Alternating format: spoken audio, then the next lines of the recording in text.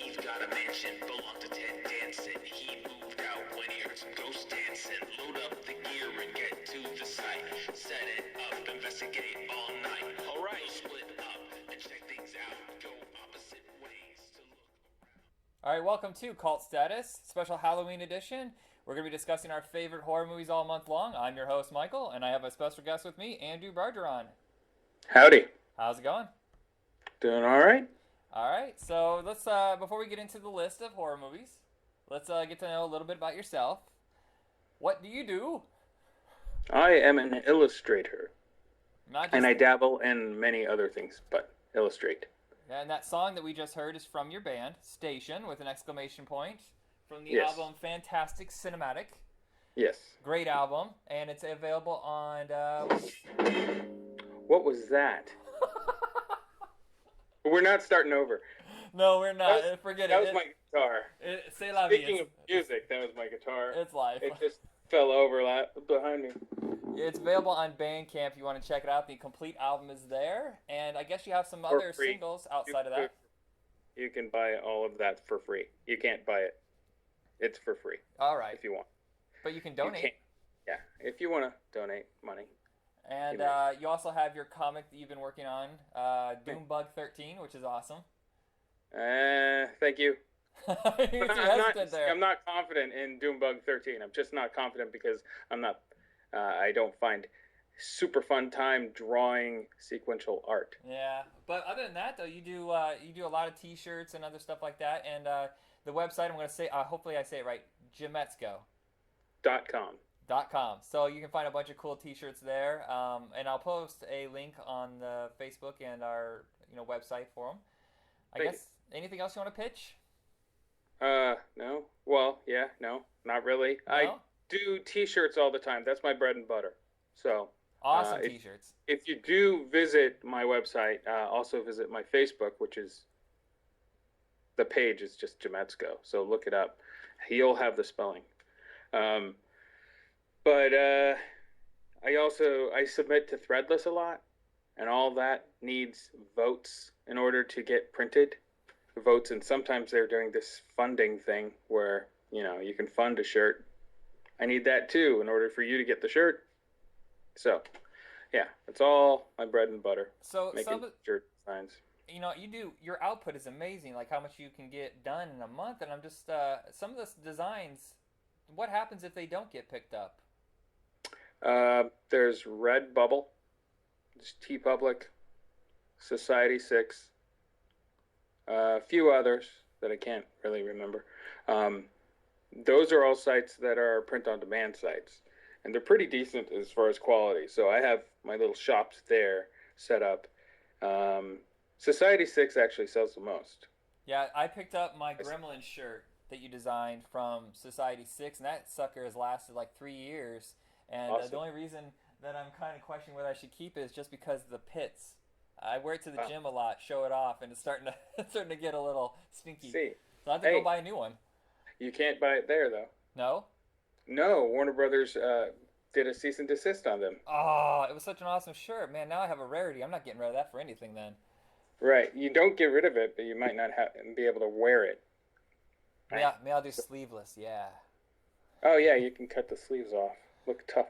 Do you want to go ahead and go into your list?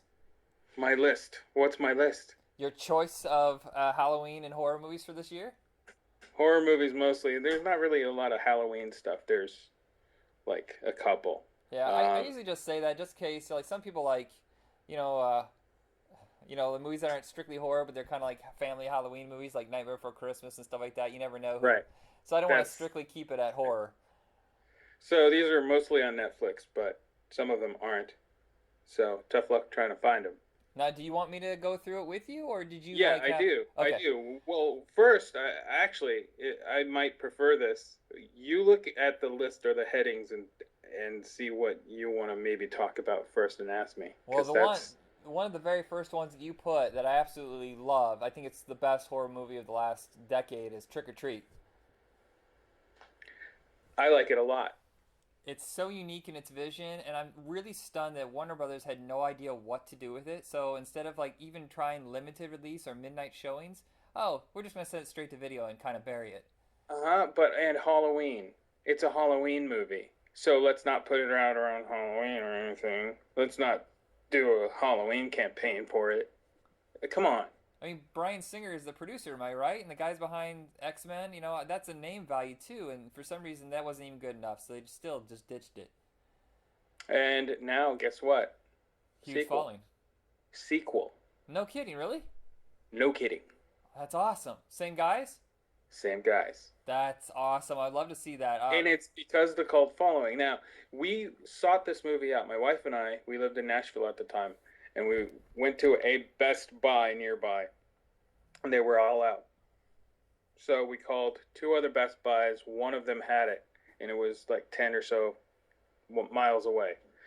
So we drove all the way out there. It was a rainy night, and we got it. And I basically talked the girl who helped us. She knew that a friend of hers who worked there had it on hold, and we talked her out of having it on hold. So, and we weren't disappointed. We were happy. So yeah, I picked it up a couple years ago for like $3.99 or something like that. Warner Brothers decided to finally start pushing it because of the following. Mm-hmm. That's a hell of a buy for $4. Yeah, that's a really good buy. Now we ended up getting it on Blu-ray later. It's dirt cheap, like what you got, but yeah.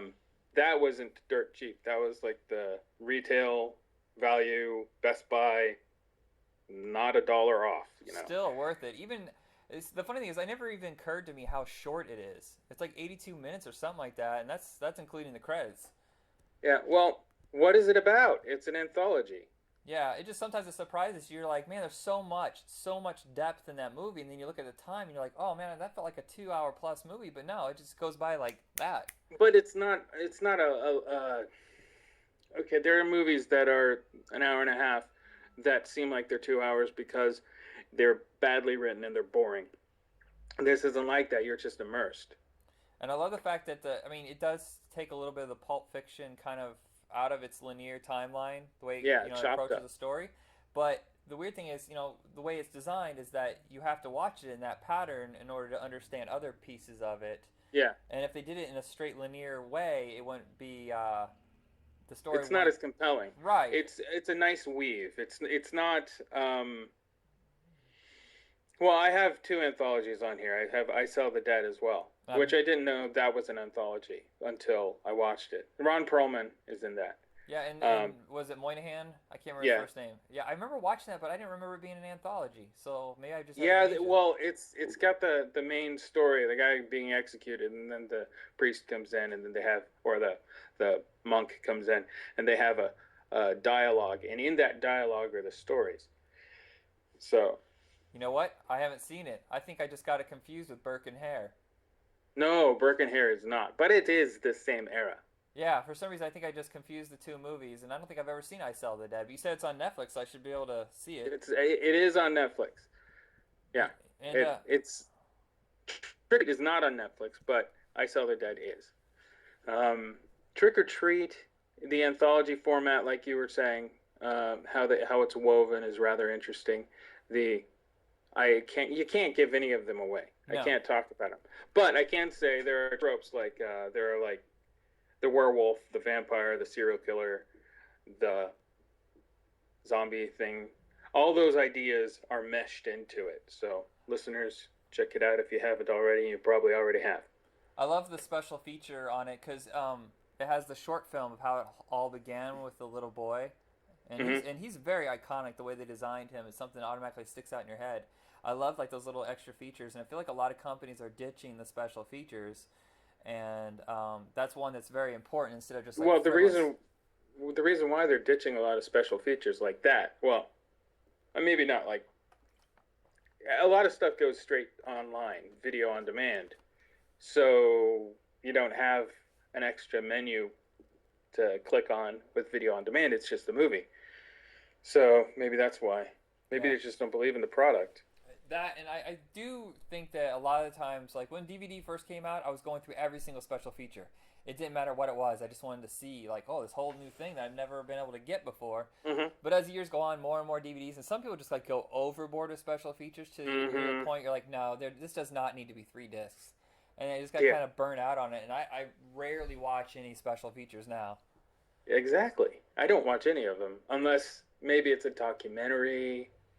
Let's say this is not one of on my list, but the Texas Chainsaw Massacre, the very first remake that we had, Michael Bay's studio did it. That had a really interesting documentary on it about the serial killers in general, the inspiration with Ed Gein and all that. It actually had a decent, very well produced documentary on it. Sure, something like that as an extra feature. That's two features basically that you're getting for the price of one. Right, and I like more the sit down and talk with them for maybe 20 minutes about the making of the movie. Sometimes commentaries are so much dead air. You're just like, or they're literally describing everything that's going on the screen as if you couldn't see. Like Mel Brooks, love Mel Brooks, but man, some of his commentaries are like exact, word for word. Okay, so he's walking in the door. Have you seen Schwarzenegger's commentary? I think here I am getting on top of the horse. And yes, he's getting on top of the horse. And here I am yelling at to get to the chopper. And yeah, he's doing that. He's doing a literal play-by-play on his commentaries. They're really funny. Yeah, so I can kind of see in a way that companies probably saw it burned itself out, but there are times where I just want to see a trailer or a deleted scene. You're like, you couldn't even give me that? What?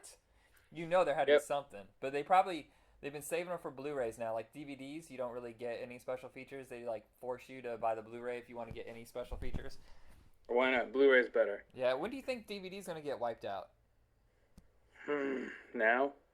Very soon. It's going to be very soon. It's upon us that they're just eking out. They're just. It's that, or you can only get the combo pack. Yeah, well, the combo pack is a decent idea too. You're only paying like $1 more. Sometimes even the same thing now. So why not? Right. So there's a few movies I've never heard of here. Devil's Pass. Haha. Tell me about that one. All right. Rennie Harlin. God forbid, Rennie Harlin. Yeah. He did a Nightmare on Elm Street movie. I don't care which one, but he's been lambasted for Cutthroat Island. Poop on him. But he got a modest budget together a couple years ago and did this movie called Devil's Pass. Set in Russia. It's a stupid concept. It's a found footage sort of thing. Everybody's doing it. He does it. And this is one that toys with your mind because it has time travel in it. Oh. It has monsters in it. It follows a mystery of a real concept. The inspiration is something that happened in Russia. Like 9 Russian young folk, but they were adventurous. They set up a camp in some snowy mountainous area, and when they were found, they were dead, but not just dead. Some of them were naked or half naked. Some of them were had their tongues ripped out. Stuff like this. Horrible, horrible stuff, and it's been a big, big mystery since forever. Some people claim that it's not that much of a mystery. There's this, easy reason, hypothermia. You can take your clothes off if you get hypothermia because you feel like you're too hot, even though you're freezing to death. The tongue thing, maybe it was an animal that ate it, a wolf So he uses that as a jumping point, and a documentary crew goes in and tries to figure it out. And then some weird stuff starts happening. People are going to hate the movie because everybody's a stickler for CG. And sometimes the CG is a little bit not the best. It's also not the worst ever in this movie. Not the worst ever. It's just you can't find people who are emaciated or like they have anorexia and cast them to do action scenes. Right. They just don't have the muscle to get through it. So you gotta rely on CG, and that's what they do in this. And I'm not giving stuff away. I'm just saying things look like whatever. Okay, but yeah, it's a pretty good movie with some annoying characters because annoying characters have to die. Right. You know what's funny is I So, noticed Rennie Harlan. Sometimes when his budget is lower, he makes a better movie. hmm I like Prison, and he did one with Samuel L. Jackson where he was like a crime scene cleaner, and he gets set up for it's called Cleaner. yeah, and those I haven't seen that one yet, that's pretty good. but Those three movies, those are fairly low budget. Maybe that's what he works best. And some directors they get too much excess, whatever, hmm and they don't rely on the story. They just rely on oh well, here's more. I mean, speaking of Rennie Harlan, he had just done that Hercules movie. I haven't seen it, but I've heard it's absolutely god awful. But that's only hearsay. those red letter media guys, half of the bag, clank. Those guys. Yeah. Mike, the big guy, he thinks it's all. Didn't hate it. Yeah. Well, maybe I should check it out. It'll probably be on Netflix soon because Lionsgate usually puts all their stuff out streaming pretty fast. I didn't say he liked it. I said he didn't hate it. Yeah. So, Still, so you might check yeah. it out. You never know what 1,000 people could hate a movie, and then that one other person's like, I thought it was pretty good. hmm You never know what someone's gonna like. So The other one that you had I've never heard of is Banshee Chapter. also on Netflix, Banshee Chapter is yet again another found footage thing. Um, this is a reporter instead, so it makes a lot more sense that they would be recording stuff. Um, you know what MK Ultra is? No. What is it? Conspiracy theory stuff. Oh. MK Ultra back in 50s, 60s. They tried to Project Monarch, and all that stuff. They tried to the CIA, dabbled in mind control. There are a few movies that deal with this. Remote viewing. Do you know what remote viewing is?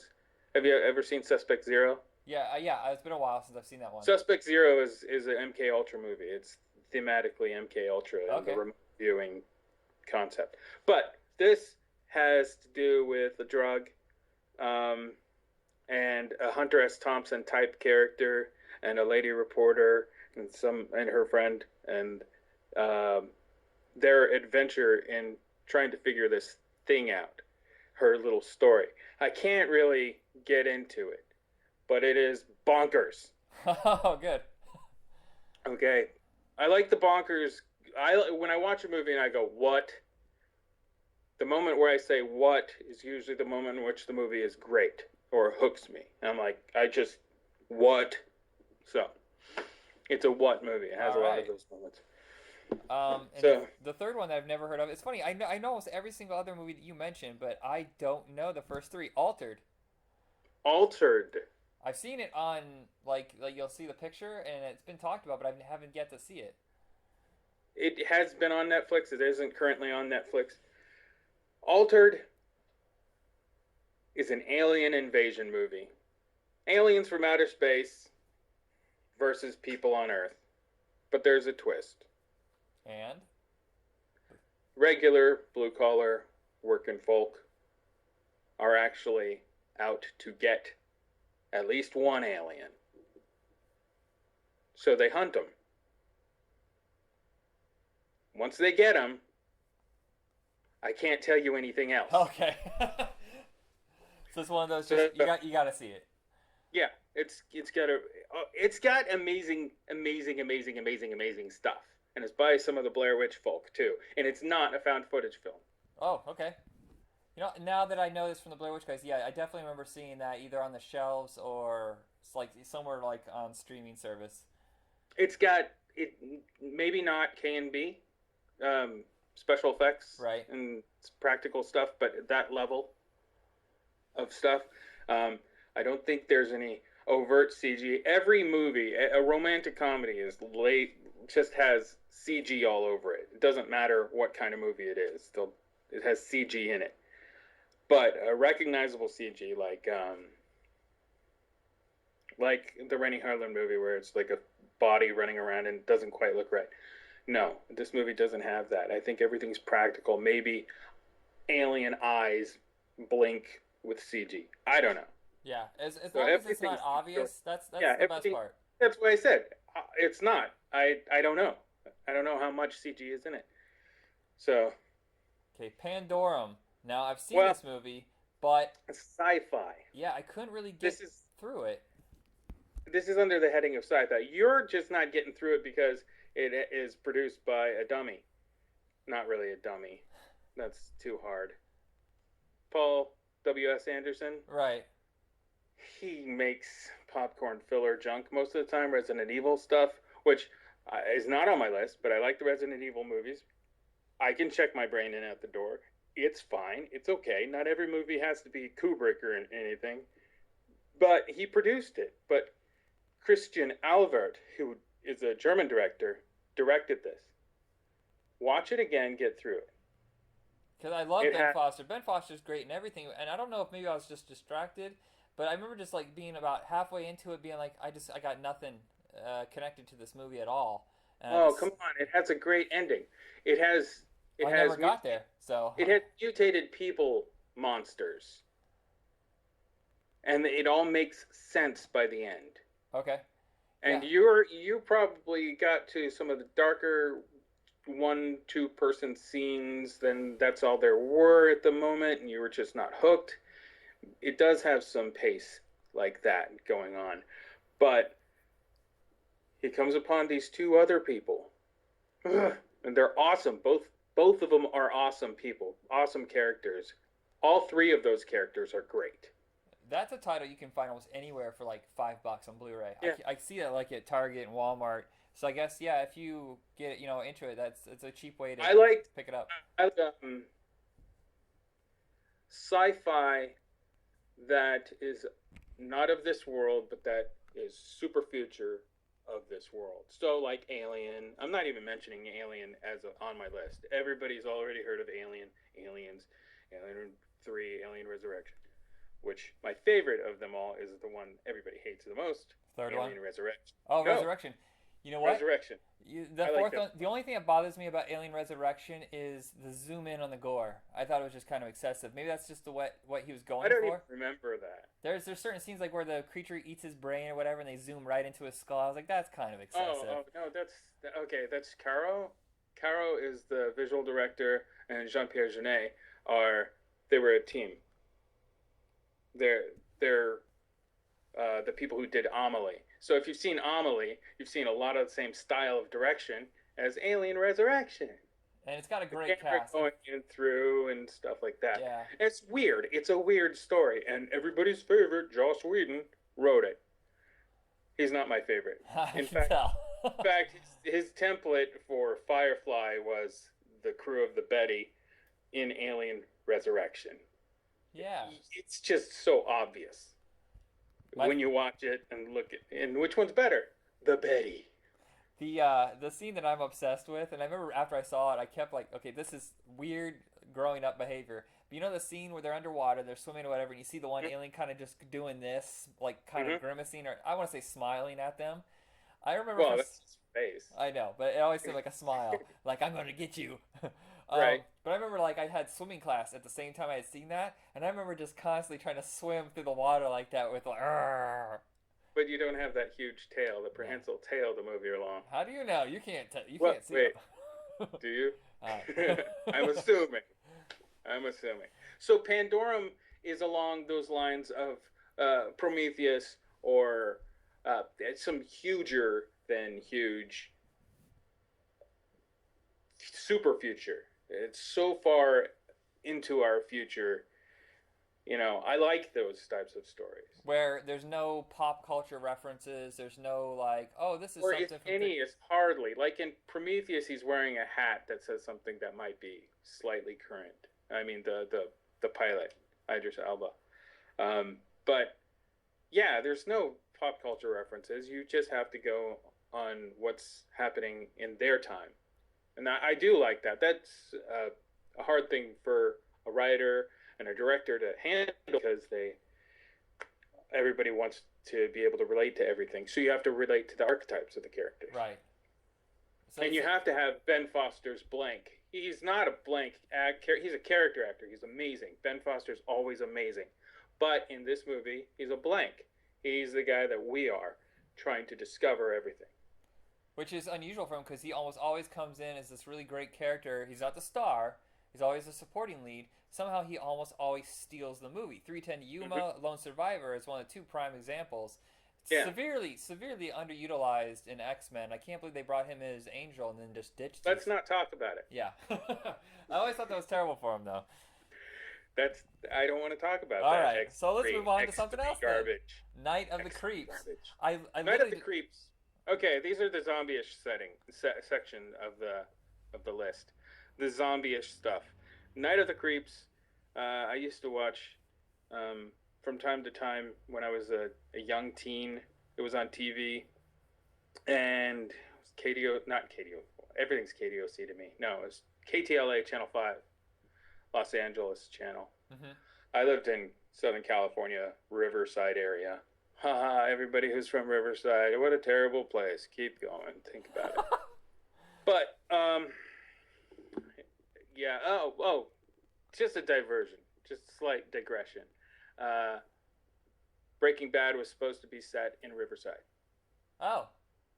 They changed it to Albuquerque, New Mexico. But that's how lame Riverside is. Yeah, See? that's gotta be pretty lame. Okay.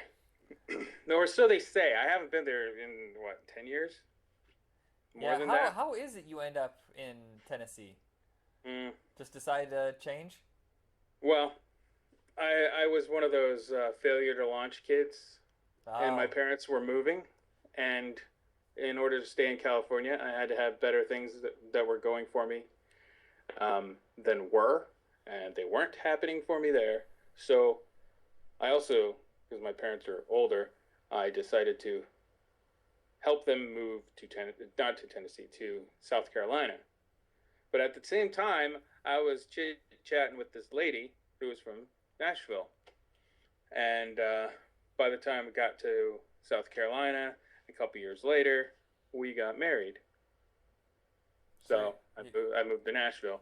And you've been there in that area the whole time, right? Like you really like No, we moved now up to northeast Tennessee, which is why it's a little, the time difference between us is 1 hour difference now.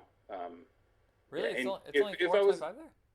If I was in Nashville, it'd be 4:25. Oh, okay. So I was gonna say over here in Oregon, I thought it was a 3-hour difference, but the hours always, it doesn't matter. It skips anyway. I got off on a weird tangent there. Sorry. Time thing is weird. Yeah. Night of the Creeps. Night of the Creeps. I used to watch that in Southern California every time it came on, and I would always catch it at different parts, so I would always miss some part. And it was always interesting to me. It's like an homage without. Yeah, well, the B movie thing I always missed. Like in the beginning, or you just never got that sense? Beginning. Oh, okay. And the ending. But the Blu-ray also came out. Fred Decker wrote it and directed it. Blu-ray came out, or whatever. It got re-released finally in a good way. I actually bought a bootleg of it on eBay. I'm guilty of buying a bootleg of Monster Squad, so. It's maybe the same seller. Yeah. Yeah. So I bought that, and then I was like, it was from a Japanese Laserdisc, so it was better quality than a VHS, but it was still kind of cruddy. But eventually, I got the Blu-ray, and it is great. But what I noticed about it is that it was first. It was first with the lawnmower against the zombies. Yeah, and also, wasn't it the first movie to really reference other horror? Like, I remember a lot of the characters are based on, their names are references to other directors, right? Like Landis, Carpenter. Sure, but I don't think it's the first, no? because in the late, mid to late 80s, movies, little dumb movies were doing that. Tiny stuff that neither of us have a memory of. They were doing that too. I mean, that's just a thing that horror fans like to do.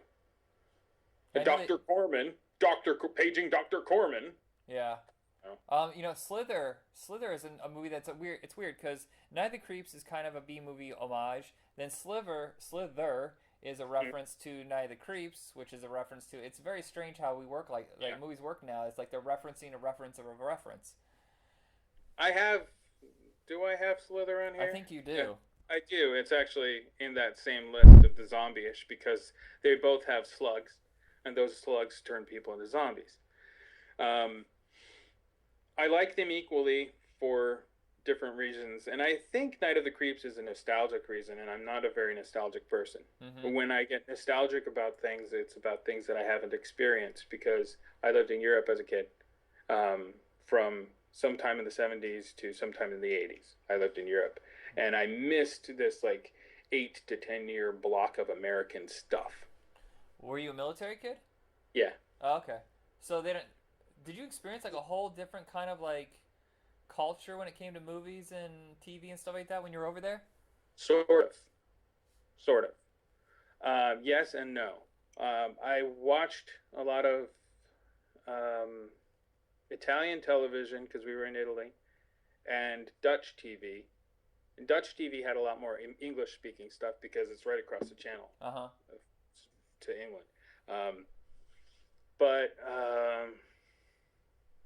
anime stuff, Lupin the Third, various giant robot stuff, Ultraman, but it was all in Italian. Weird. I didn't even think that kind of stuff would go over in Italy. Italy and France, big time. Really? Big time. What was like the horror movies? Were you able to see horror movies when you were there, or were they kind of? See, I don't know, but I do remember a dream I had, and this is an amazing dream. I remember the dream itself, and I remember what my brother told me when he woke me up. Here goes the dream. Apparently, sometime in Italy, I'd seen two things: Bela Lugosi Dracula, coming down the stairs. The big foyer and the doors, huge giant chapel type doors, and him coming down the stairs. And I had also seen one of these chopsocky kung fu movies where they look like samurai, but it's made in China. And they when they jump, you hear like birds fluttering or the cloth flapping really hard. Yeah. That was like a weird trend. Right? Yeah, it was like 42nd Street Kung Fu.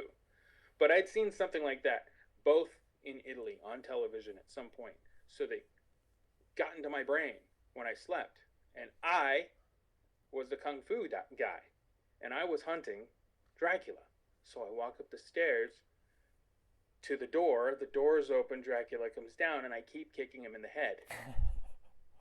Keep just kicking him over and over and over. And then I get jarred awake. My brother is like, "Are you okay? Are you all right?" I'm like, "Yeah, why?" And I've always been like this. Bad dreams, scary dreams, they don't scare me. Well, he said that before he woke me up, he heard me say, "Hiya, hiya, hiya, hiya, hiya, hiya," a bunch. So that each hiya is me kicking him in the head. So, yeah, it's my favorite little dream. That's an awesome dream. Usually, and I was 6 years old, so yeah, I had seen stuff, but my parents were also protective. Mostly my mom was protective, didn't want me to see scary monster stuff, but somehow I always got to see it. Yeah, I wasn't able to see scary movies until I was probably about 13. The only thing I'd seen before that was Critters and Monster Squad. Monster Squad didn't scare me, but I remember for some reason Critters, I wouldn't sit on the ground for like a week because I assumed Critters were under the couch or under the bed and they were going to get me. And that doesn't even make any sense, but you know, when you're a kid, that's how your brain works. Yeah. Or Leviathan for some reason. Do you remember seeing Leviathan? I was watching it the other night. You know that when the thing comes out of the cupboard, it goes into his stomach? Yeah. For like days afterwards, I was like uneasy. Like every time I opened the door, I was like, "Oh, something's gonna fly out and eat my stomach." I really want to get some Pop-Tarts, but I'm scared. Yeah. I did get to see stuff, but I always somehow wrangled it. My first scary movie, really memorable scary movie, was Jaws. Yeah. I was also 6. I still won't go in the water. I just refuse. I'll like go up to maybe my knee, and then after that, nope, I'm done. I'm not coming back. I'm not going any deeper. I assume at every point there's gonna be some sort of monster to get me. Jaws amazed me as a kid. I was just like, whoa. I also saw I think it was because the guy, we were being babysat by somebody, and the guy had a VHS, big old blocky VHS player, and he had The Deep as well. So he's on this like undersea adventure kick, and The Deep has a scene with a moray eel chomping on a dude's head, Oh. and that, yeah, and also a rape scene or an attempted rape scene. Um, and voodoo chicken blood all over the place stuff. And I'm a 6-year-old kid going, rated PG. I can watch it, no big PG deal. back then was so different. Awesome. It was awesome. Gremlins.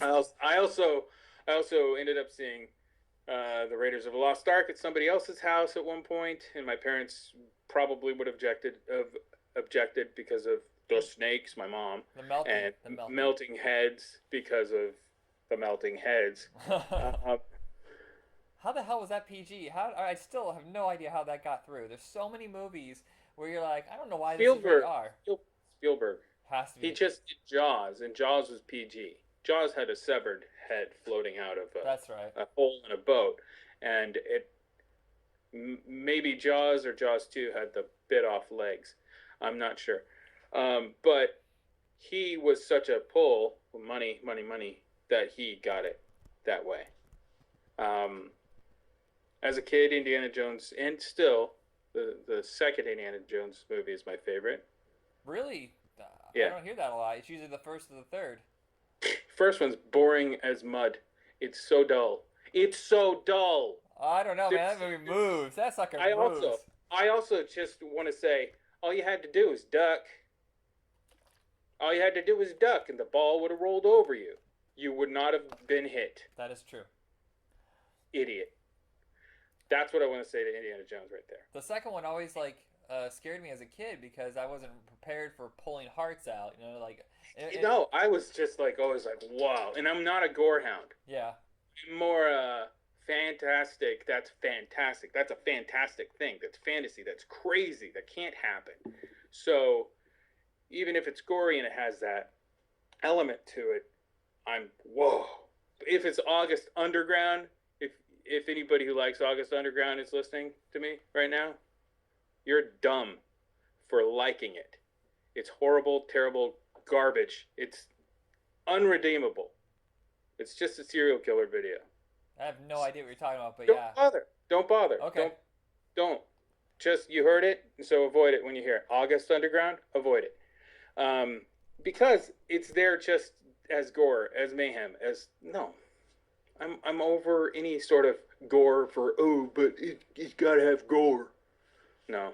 Yeah, I was watching Hatchet, and it's just so insane. I can kind of see where they're going because it's so outrageous that it's almost comical.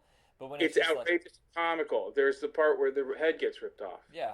That was a what moment. I don't like Hatchet. Sorry, Adam. I know that you were in the presence of my shirt, the Gremlins one that you mentioned. Ben Rock, he was on their podcast, and he was wearing my shirt. So, the Gremlins. Gremlins driving a Gremlin. That's the shirt, kids. A Gremlin's an AMC Gremlin. It's an old car. Some of you guys are young. Yeah, I guess it's sad that you have to explain that kind of thing, but I guess it's kind of a car that's disappeared. I've seen all of the Hatchet movies. I like elements of all of them. I don't like the movies overall. I could say the same for the Saw movies. Yeah. It's like the first ones are better. It's actually decent, but overall, no thanks. Even though I've seen them all in the theater. I stopped. Really, all of them. I stopped at 3. I stopped at 3. That was our Halloween for years. Yeah, and then it got taken over by Paranormal Activity, and there's nothing this year that's already a preset franchise, so you never know. Maybe right. Ouija every year. Hey, I know the director of Ouija. So do I. I'm interviewing him tomorrow night. I want to know if that movie's going to be up to snuff, and I like the actress. I think she's the main. Hopefully, she's the main actress in it. She's also in what's it called? Bates Motel. Oh, I haven't seen that. She's awesome in that. Oh, good. Because I was looking through the cast, and I'm I don't recognize anybody. That doesn't make it for a bad movie whatsoever. But I was just kind of I don't know anybody that I can. Did you watch the Hammer movie that came out this year, The Quiet Ones? No. she's in that as well, and she's good. So she's solid. Okay, that's I'm good. I'm not sold on the premise because I'm also not a teen, and that's what this is for. It's made by Hasbro, Yeah, but we'll see. so It could be awesome. I hope it's great. I really hope he knocks it out Yeah. because this is his thing. He does these movies, these monster movies or horror movies. It's what he knows, you know. And good luck, Yeah. Styles. We'll see what happens. We're a couple weeks away. Yep. So I guess we should probably get back to the list. We've diverged pretty far. You have one of Slither. We already mentioned. Yeah, Slither. you have one of my favorite horror movies on this list, and it's Pontypool. Exactly. Absolutely astounding. The way they rethought how someone could be a zombie, how the virus could be It's a spread. totally different concept of zombie. I don't want to say what it is because when you find out, it's really a shocker. But Here's confusing for people. People won't get it if they haven't seen it. Words. That's all I'm gonna say. Words. Words. And Stephen McCaddy is my favorite character actor, and seeing him just Isn't he awesome? own this. He's a guy that everybody knows his face. With you on that. What's that? Right.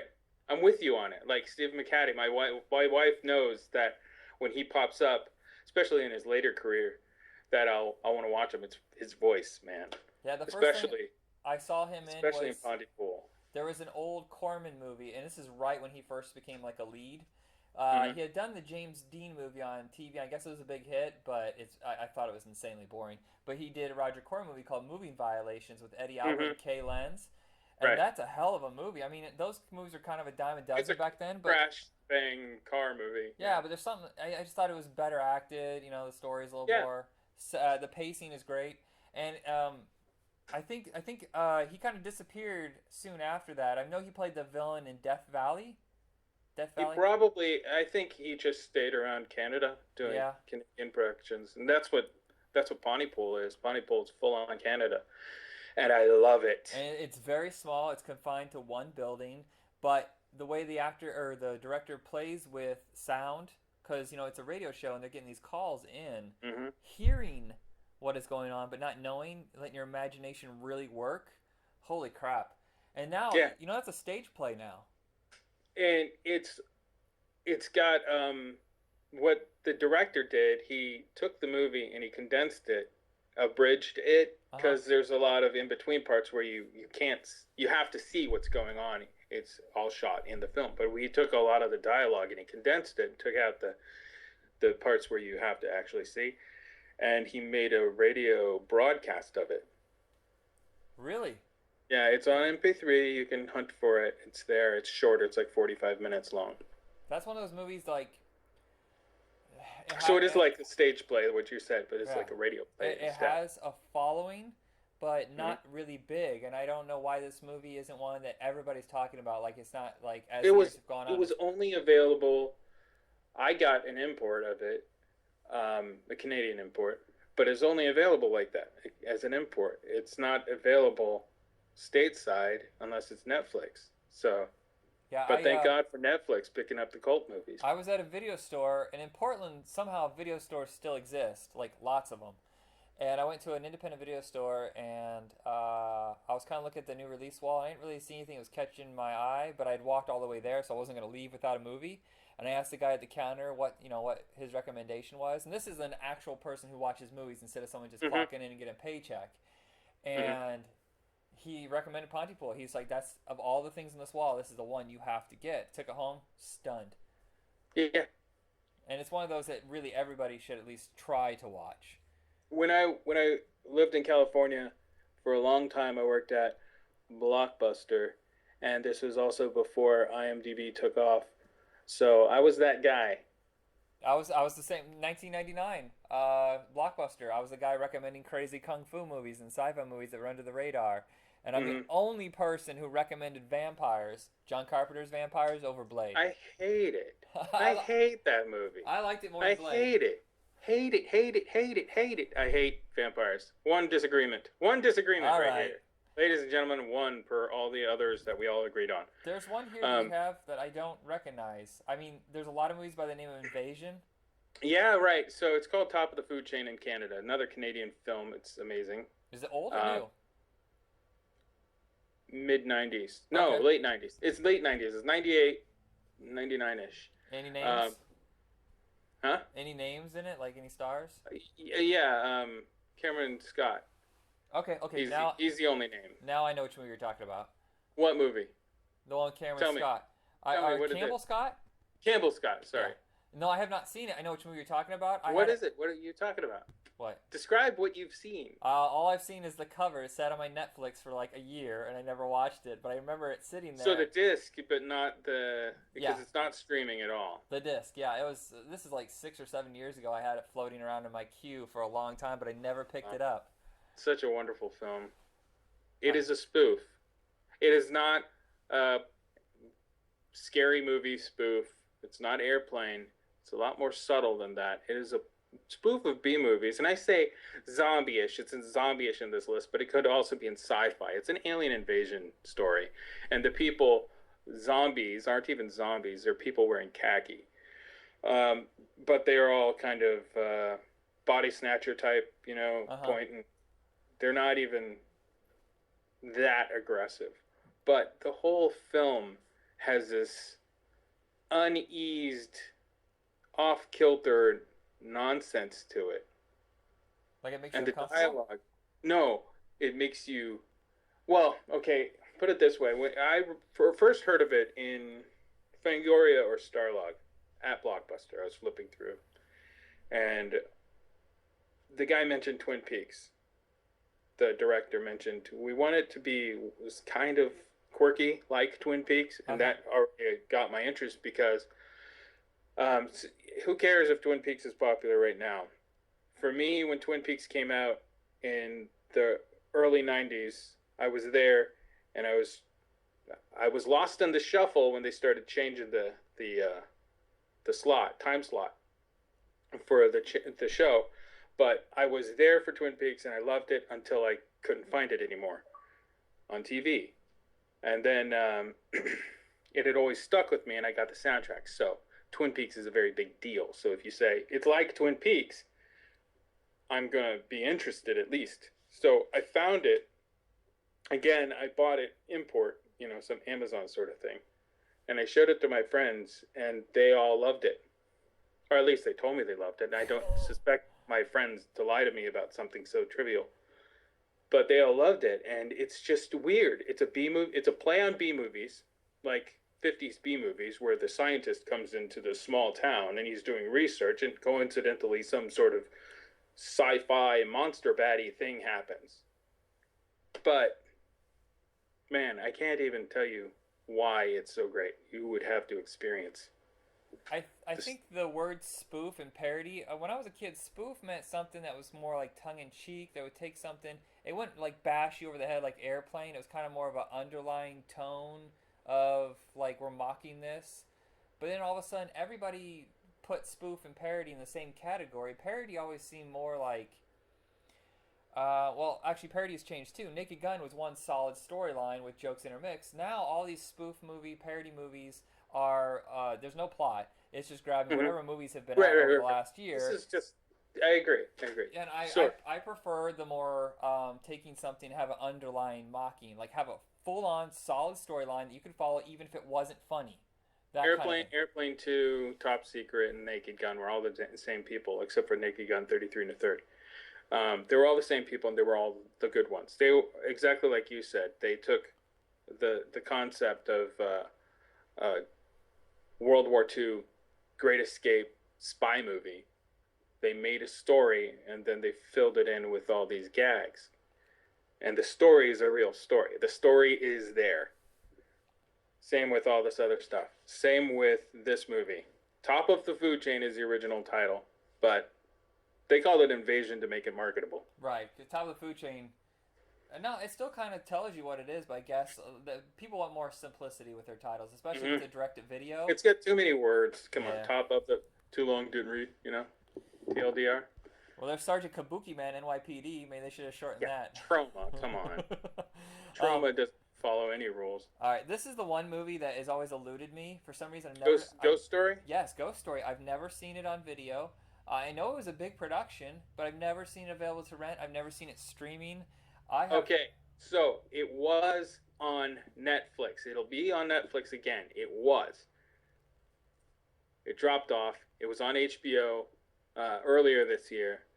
That's out of circulation, so it might be on Netflix again. Um, there are ways you can find things. I'm just going to say one word. You guys can look it up. Cinemageddon! I'm done. I said it once. You guys have That's all to there is rewind. to it. You can rewind it. But Ghost Story, I was not wanting to see it. I did not want to see it. My wife was like, I want to watch it. I'm like, no, I don't want it. Fine, let's put it on. And maybe because my perspective was, I don't want to see Fred Astaire in a ghost movie. Fred Astaire is in it. Who's Fred Astaire? Tap dancer, super dancer guy. Amazing. Really, he's like an acrobat. He'll dance the pants off of any of these hip hop stars. All the way. But he's dead, so he won't. Unless His you ghost zombify will. him and he's a very like loose and limber zombie. Yeah, or his ghost will, you know. Yeah. But anyway, the movie stars him and a handful of other horror stalwarts. Now, it's weird that he's in it because he's not a horror stalwart. John Huston and whoever. Is it John Huston? No, Carradine. John Carradine? Oh, yeah. John Carradine. I don't remember if he's in it or not, but it has these old stalwarts in it.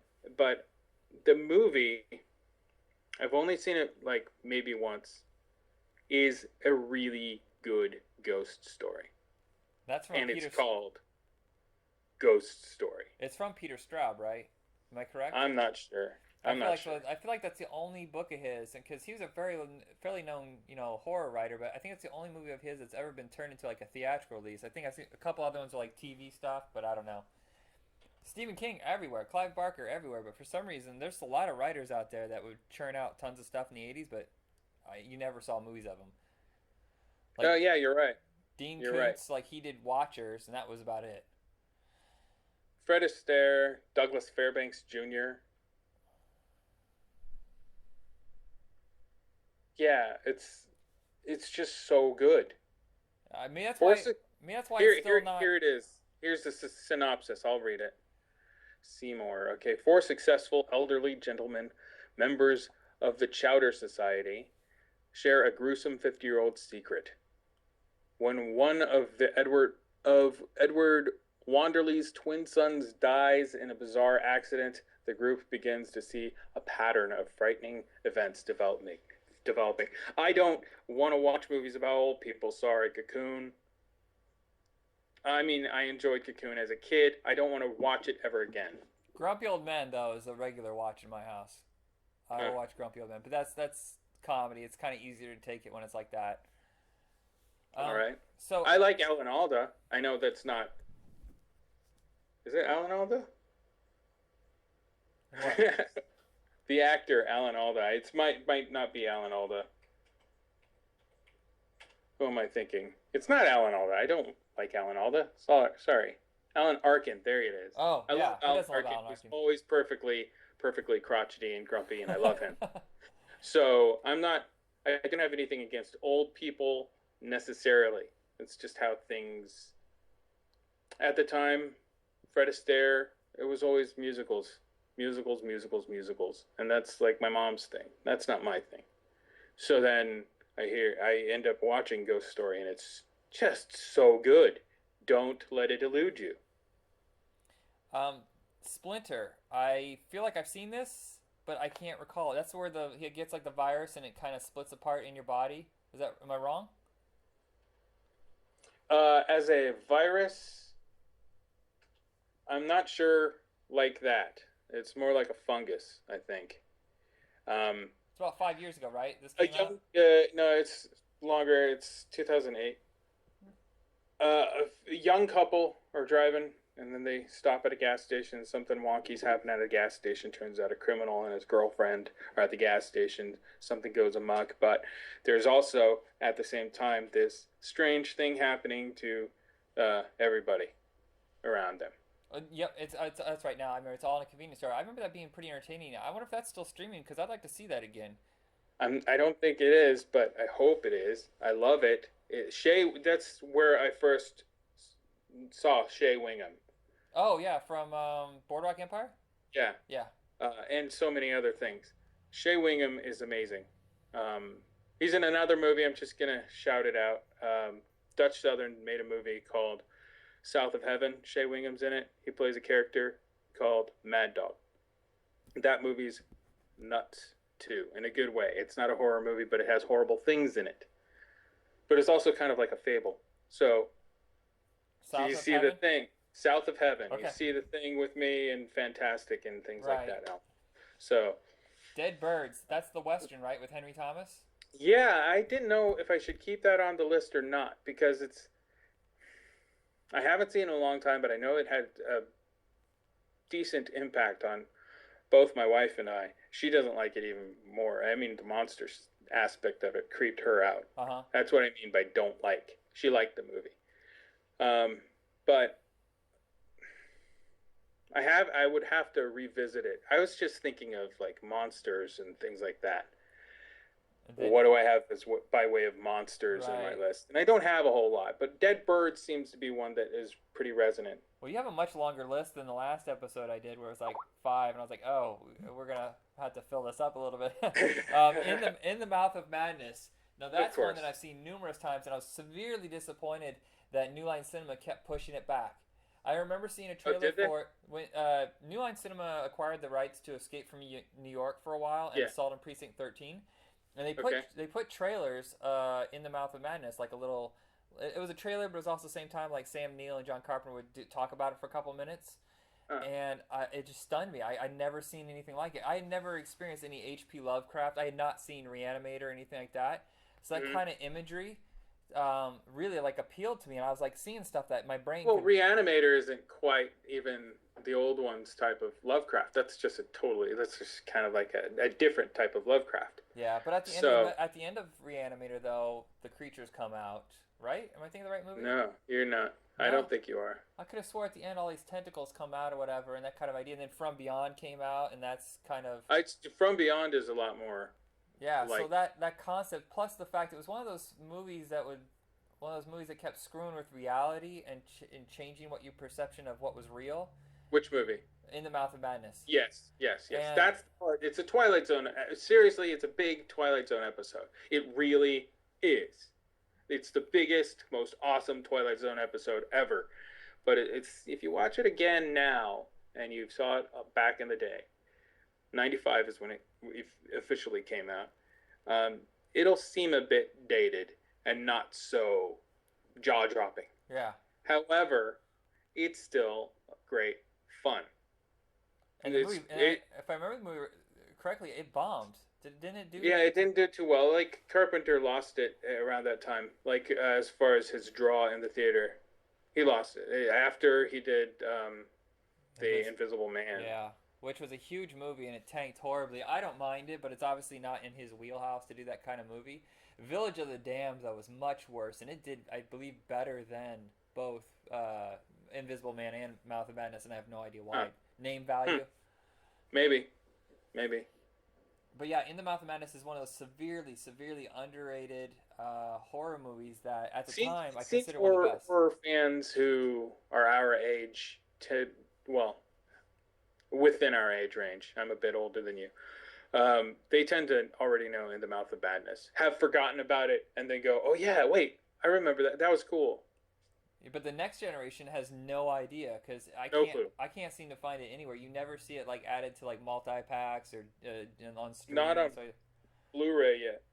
So maybe Shout Factory will hop on that one because they've been doing a lot of those, like digging up old horror movies and adding all these special features, slapping them on Blu-ray. That would be really great because it's great. It's spoofs. Yes, spoof is a good word here. It spoofs the idea of the reclusive Stephen King type writer. It lampoons that. It sends up that concept with Sutter Kane, and then it turns it into a horror movie. So satire is another thing. That's what I should say. Satire it's more satirizes it, or less than spoofs. It's more satire. It's like making fun of it without punching you in the face with the joke. Sure, it's not knocking you like over the head with an axe. It's a scene in the movie, kids. But it goes. It's a Twilight Zone episode with H.P. Lovecraft monster thingies. And Jurgen Prochnow is a hell of a character in that. I mean, he's like you said, a Stephen King type whose stories have more power than you could possibly imagine. Mm-hmm. And I don't want to give it away. Some of these movies that have like these tricky plots. Just go watch it. Seriously. Okay, well, here's the base plot. Here's the base plot, everybody. Sutter Kane, the author of this great new novel that's about to come out, he has the finished manuscript. He has to turn it in. But he's gone missing. So, a fraud investigator has been pulled in to go search for the guy to make sure that it's not some sort of foul play. Maybe he's just, on a alky bender and he's asleep under his desk or something. That's the basic plot. That's the ball rolling.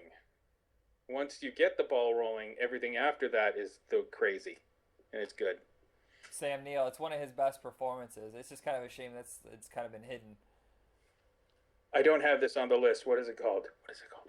Sam Neill was in a movie, and we just watched it. Event Horizon? No, that's a decent movie. And that's also by the guy called a dummy, and he's not a dummy because he can pull out some great stuff like Event Horizon. So I'm sorry for calling you a dummy. It's 1981. Oh, are you talking about the Final Conflict? Nope. Possession. Oh, you know what? I had that and I never even watched it. Oh, it's weird. It's crazy. It's almost hard to get through because it's, domestic disputes, husband and wife drama sort of thing, but it's also monstery and monstery. So this is not on the list, except it's on the list now, everybody. Yeah, I think that one actually finally came out on DVD last year because I know it's really hard to get because Vestron's catalog's kind of buried. Tucker and Dale versus Evil. This is the funny-ish segment, kids. This is also on Netflix. Funny-ish. Perpetually on Netflix because I think that's where it found its audience. Yeah. Like it was one of those things. Like I think there was. It's on Hulu, I think, but word was going around about it, and then it just kept building and building and building. And I think that's one of those movies where I mentioned almost everybody at least knows what I'm talking about. So, kids, you're on your spring break, going off to some cabin by the lake sort of thing, and you see these two rednecks, and they look kind of creepy, and you overhear one of them say something totally out of context, but you take it personally, and you think they're talking about you. Well, that's the lead-in for Tucker and Dale versus Evil. Who you think is bad isn't those necessarily bad. Those two guys are Tucker and Dale, and you totally misunderstood. It's all about preconceptions, and that actually leads into more disasters just because hilarious disasters. Yes, it's gruesome. It is hard R, but it's funny gore. Stupid people, stupid knee-jerkers who judge. It's a whole thing about judgmental behavior, and Tucker and Dale could not be the nicest guys. No kidding. You think they'll ever make a sequel? They were talking about it. They were talking about it. I mean, they're up for it, so. Yeah, it'd be great. They're a great combo. Even if they don't make a direct sequel to Tucker versus Dale, I'd love to see those two together in another movie. Mm-hmm.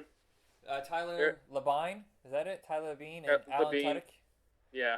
Both. Everything I say Labine, but yeah. But yeah, that's just their relationship is beautiful. I'll say that. Hansel and Gretel Witch Hunters. And this is the big one, right? Because there's like four witch. This is okay, right? This is the Jeremy Renner one, and Gemma Arterton. I like Jeremy Renner. I don't think he put on enough of a time period for this role. I think he should have maybe hammed it up a little bit. Jut out his chin. Yeah. But I can get over that. You think the studio may have had a hand in that too? Sometimes they want to make it more contemporary. I don't mind the contemporary whole nature of it. I just think that he should have had a little bit more swagger. A little Carrie Elwes? Yeah, sure. A little, or obvious gonna be compared to Army of Darkness. This movie. It has a lot of Army of Darkness type of thing to it, but it does it way better. Yeah, I didn't realize the director of this movie is the same director of Dead Snow. I don't know how I missed that. Yeah. Tommy Vercola or something like that? I forgot, and you just reminded me. But yeah, um, so they obviously have a sense of humor. If you've seen Dead Snow, Right. Dead Snow 2 is coming out or is out. You can find it with subs or something. Anyway, yeah, Hansel and Gretel Witch Hunters is just, it's like a 14-year-old wrote, after seeing Army of Darkness, wrote a story about Hansel and Gretel. And this story moves. There's so much Yeah, action. it's a really brisk story. And it but looks, yeah, it's kind of short, but at the same time, it never like bores you. And I like the costume design, and especially the guns. The way they design the guns is pretty cool. and Peter Stormare's in it. Oh, I totally forgot about that. And Famke Janssen, who Yeah. I think is eternally young. I think she ages You 1 year just for every 5 years. ripped up her name and spat it. Famke Janssen. What is it? Famke Janssen. It's Famke Janssen. Really? But Okay. yeah, I crackered it up. Yeah, that's it. You crackered it up. She's Swedish or Norwegian or something. Something cold and very white. Yeah, she's from up there where tall ladies grow. But yeah, she's awesome in it. Everybody's great in it. I like Renner in it, but I just think because his sister's all British. He should have, yeah. Maybe not have been British, but like had some sort of theatrics to his Some vocal affectation. presentation. Yeah. There. From Dusk Till Dawn. Are we talking about the series or the movie? Yeah, both actually. The series is great. I've only not watched the series, not the series of movies. Texas Blood Money is okay, I guess. I mean, it's straight to video. I like the third one. And Hangman's Daughter is actually better than Texas Blood Money, but the very first movie is a good vampire monster movie with Tarantino all over it, even though it's not his real story. It's Kurtzman's story. Did you know going into Kurtzman's it story. that it was a vampire movie? Did you know before you went and saw it? Yeah, Like I think because it came out, and I saw it on VHS or something later. Oh, I went to the theater and saw it, and I had seen the trailer, so I knew that it was a vampire movie because they pretty much sell it.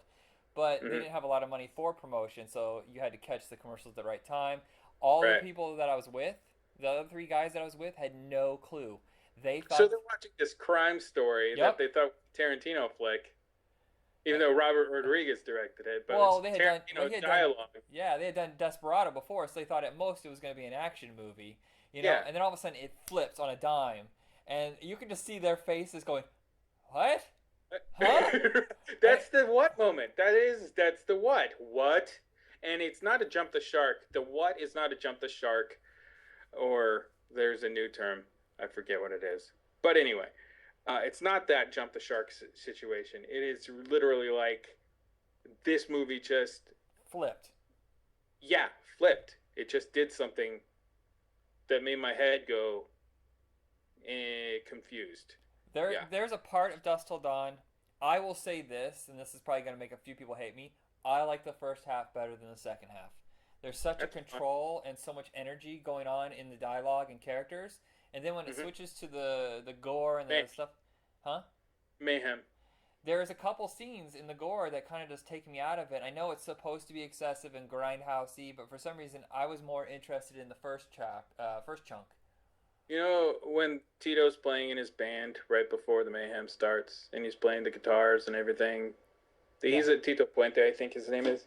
He's been in many movies, but he was in True Stories, which is another favorite of mine. David Byrne movie, True Stories. Yeah. He was in that, and he did music for the score of that. So he did music for. I think he lives in Texas, which is where True Stories was set too.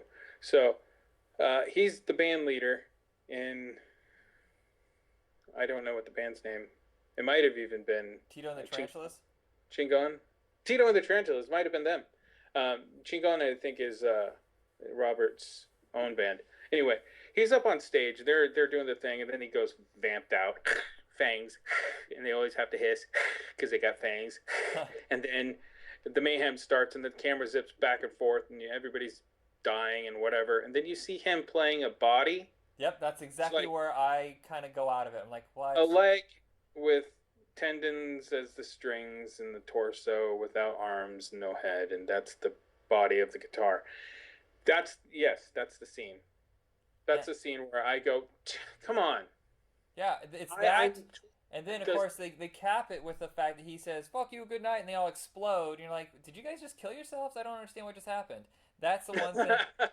I don't know what happened. Did they commit suicide? I don't know what happened. And it never makes any sense to me. And it's just, it took me out of it.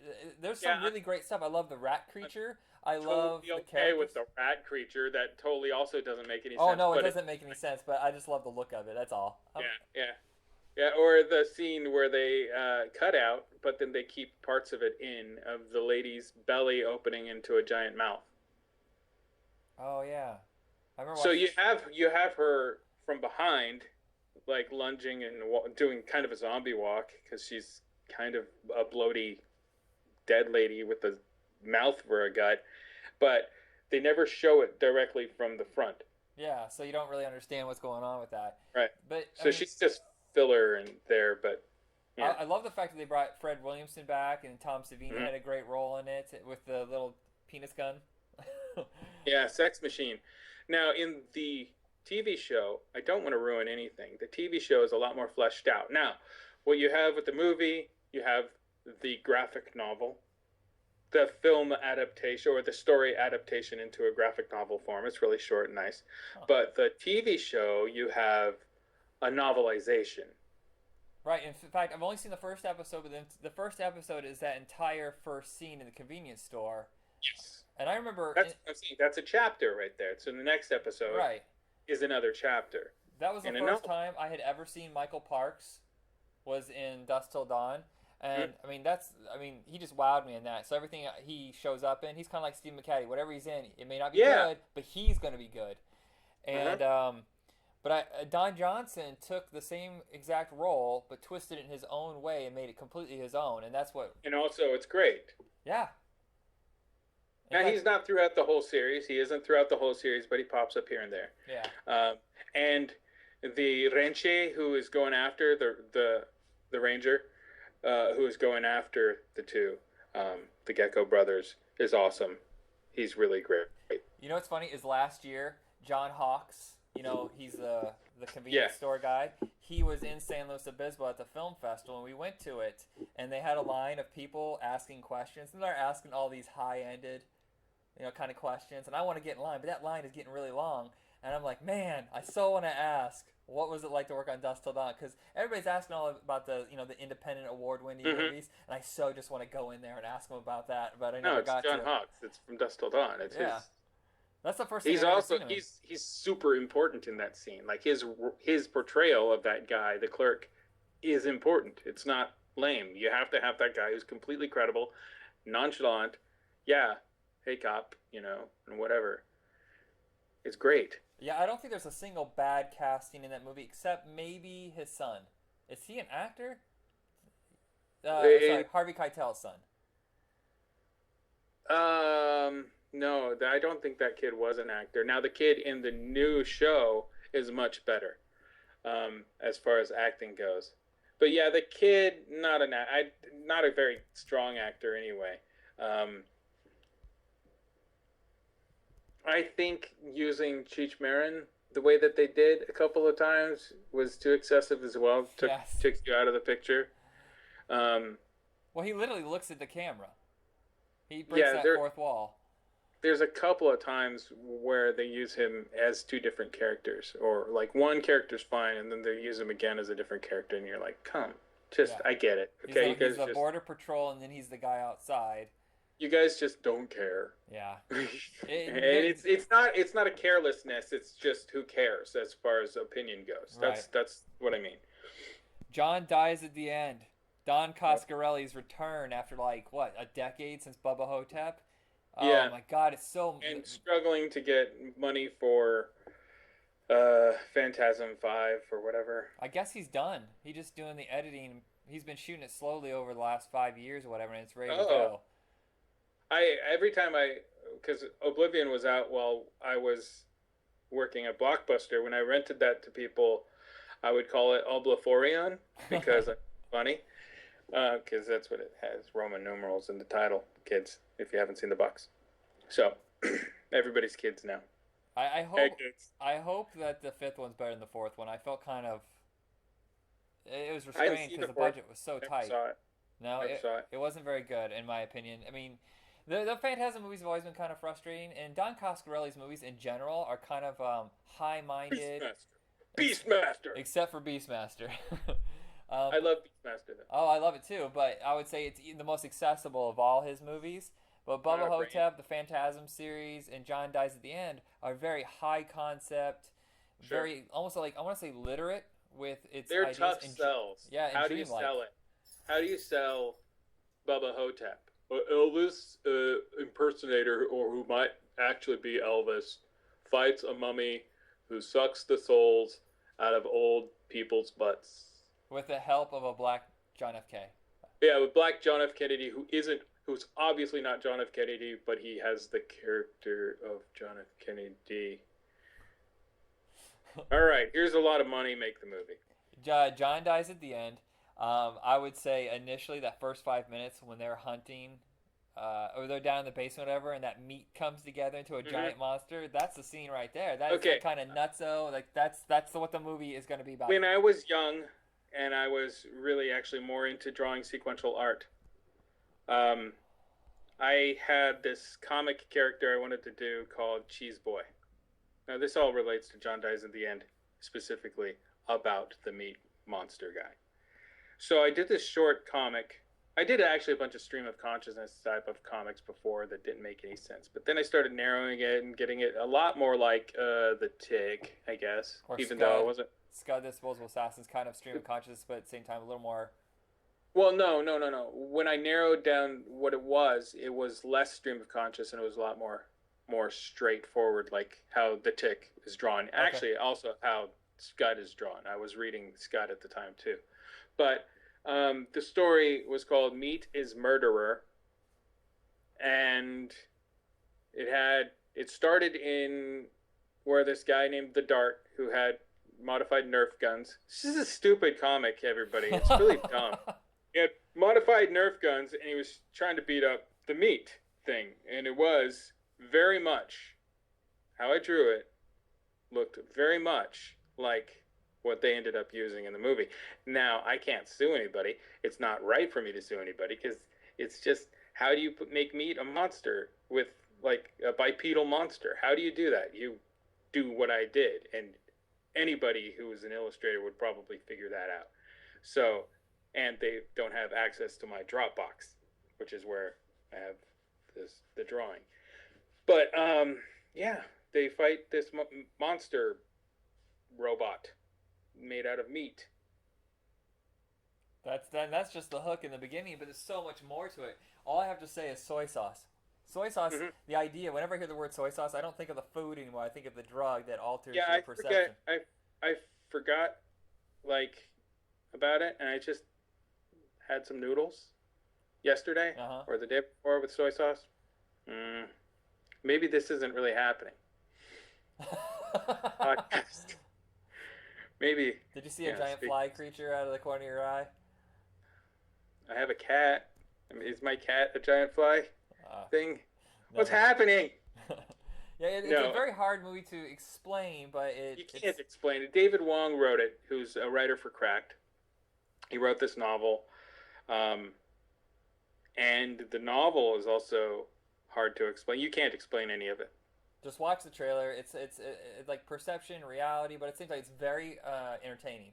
Very entertaining without really specifically sticking to any type of movie. It's also super low budget. It's got Paul Giamatti in it, which is interesting because Paul Giamatti has been wanting to get, I think, help Phantasm get made. But he ended up working with this movie, and he's a name actor who has a big price, but he didn't take a price. But he's also got these two young actors with him that are very credible. They work well. Yeah, I've never seen either one of them, but they're very good. They're not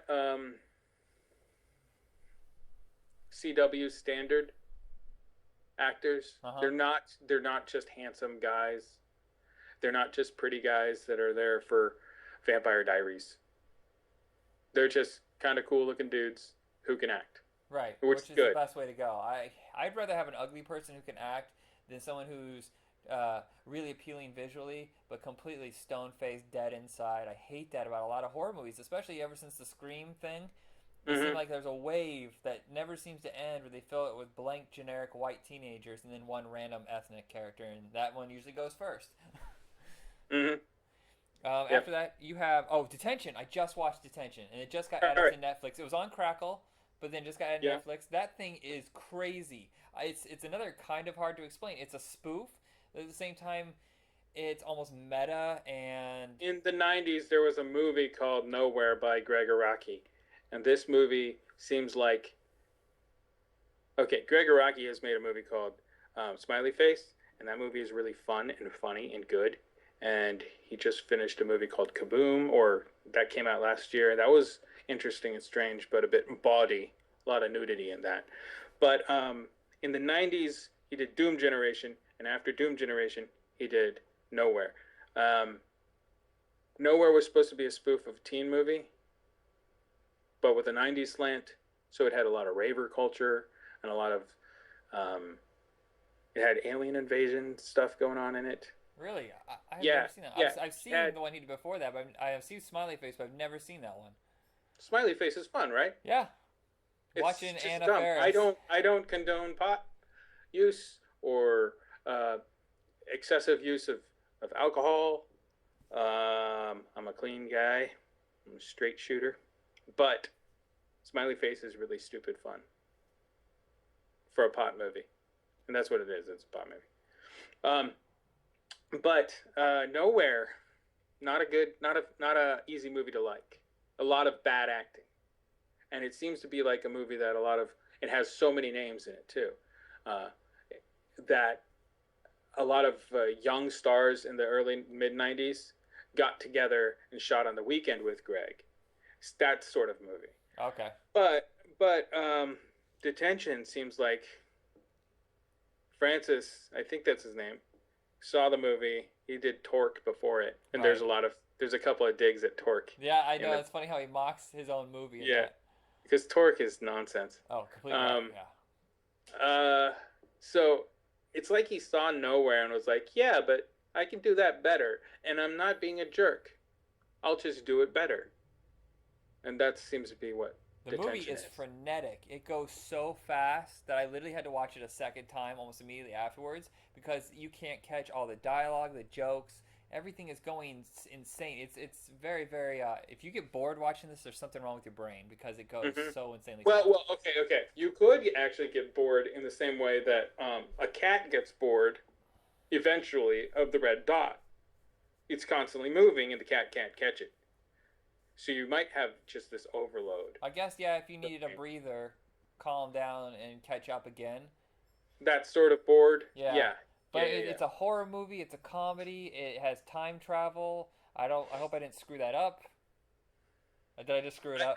No. Not necessarily. It has time travel. We ain't going to say how, because that would be screwing it up. Try to make sense of it after you watch it. And the cast is really appealing too. I mean, of course, Josh Hutcherson's a huge star now. I don't know if I've ever seen that girl He wasn't again. at the Yeah, the girl. I don't think I've ever seen her again, but she's really good. I can't remember her name. But Right. like I said, it just got added to Netflix. You can always find it. It's like a perpetual on Crackle, so it's easy to find. Ravenous. That's a favorite of mine. That's kind of. I want to talk about disappeared for a while. Ravenous later. Later? Later. Okay, Freaked. Come back to Ravenous. Freaked. Alex Winter. Freaked. He directed it. Released in like 4 theaters, even though for months it was like in Fangoria and the what's the sci-fi magazine that was out at the time? Starlog. Starlog was in that. I had the toys. I picked them You up. don't have them? No, I sold them when I desperately needed money. I sold them for like $150. I had 3 of them. Well, at least you got a lot of money for them. Yeah, I had the poster. I was really, really excited about it, and then it didn't come out anywhere near anybody. I think it was just L.A. and New York, and that was it. And some film fests. Film Threat is where I saw it. Yeah, I'm telling you, I was not just the like Blockbuster patron who got that magazine Like their magazine didn't have anything interesting, but there was a convenience store, a grocery store that did have, surprisingly, like they had Film Threat, they had Cinefex. What is a grocery store having those for? But yeah, I I found was Cinefex at a grocery store, but I never saw Film Threat. That was kind of like one of those you'd only find at a bookstore. yeah, I found Film Threat that had Freaked in it and Dead Alive, or Brain Dead, if you're from uh, the Isles, New if you will. Zealand. Yeah, and Ren and Stimpy. Ren and Stimpy is the start of where I got serious about drawing. I always drew a lot. Always drew a lot. Didn't matter what it was. I draw Batman, and I don't even like Batman. Batman was my first comic book character that I ever drew. And then eventually one time I drew Colossus, X-Men's Colossus, with a Santa hat on. And yeah, That was it? I know this isn't. Yeah, well, he was clothed, but he had the Santa hat on him. I know this isn't a Christmas episode, but yeah, I saw Ren and Stimpy, an article for it, and then I saw this magazine and it had all this Ren and Stimpy stuff in it, and I was like, this is where I want to go. So that's how I started drawing the stream of consciousness weird style that I did with the original Cheese Boy. Did later on is when I started getting into other comics like Madman and started streamlining my artwork and figuring out the appropriate anatomy and all that stuff and so on. Eventually that led me to where I am. But Freaked was in Film Threat that also the Ren and Stimpy was in. So I was really, really interested in it. And I also watched a lot of Liquid Television on MTV. And there was a thing called Invisible Hands. Invisible Hands on Liquid TV, which is sort of like a film noir pulp sort of thing. Yeah. And the artwork, I forget the man's name. He has a Tumblr still, and he still does the same sort of stuff. But the artwork reminded me of some of the set design. Elijah C. Scuggs, big head. Well, you know, those guys, Alex Winter and Tom Stern, they started off at MTV with the TV show Idiot Box, and that was successful enough. They ended that show probably too early, but then they went to focus on Freaks. They might, since Liquid Television was on MTV, it might be the same. I don't think he was the same guy though. No, I really don't. But I think influence perhaps. Like, I like how that looks. Let's see if we can make a big Elijah C. Scuggs head look like that. Like it's been drawn by that guy, perhaps. I think maybe that's what they did. But yeah, I love it. Freaked isn't exactly a horror movie, but it has a whole bunch of freaks. Yeah. The funny thing is, Keanu Reeves is in it as Ortiz, the dog boy. Ortiz, the dog boy.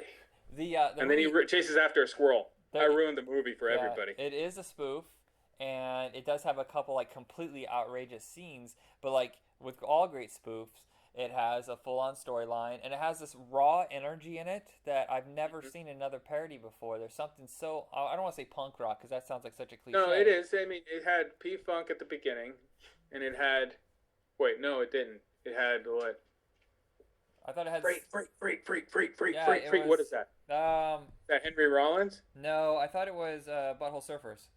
It might be, but P-Funk was at the end. Yeah, and then the way that opens, the movie just has like almost like a grotesque, beautiful way of opening, and that automatically sets the tone. And I think it's funny, just the movie is subversive all the way around in its look, its behavior, and like casting, oddball casting. Mr. T is the bearded lady. Bobcat Goldthwait is a talking hand. Stuff like that. And the creatures, the design by Screaming Mad George are just bananas. You rarely ever see anything like that creative.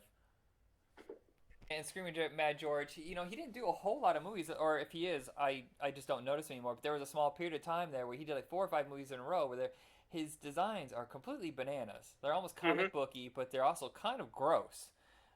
He did a couple movies with Brian Yuzna, and the effects are, like, was it Society? Yeah, it's truly disturbing. Really nasty. Yeah.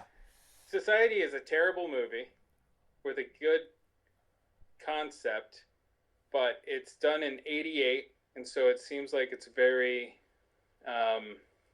everybody's a volleyball player. That's not part of the movie, but that's just what it seems like. Everybody's a volleyball player, and they're rich, and they have that weird, bland, rich, young, 88 Southern Yuppie. California style. Yeah. But the monster effects in that were so gross and nasty. Yeah. I remember watching that and just being like kind of nauseous afterwards. The nice part is the Freak, though, it's outrageous and slightly gross, but in a humorous way. Well, Freaked, if you think about it, not just that guy from Liquid TV. Freaked took its artistic slant. Basically, it looks like a bunch of R. Crumb stuff. Yeah. Robert Crumb.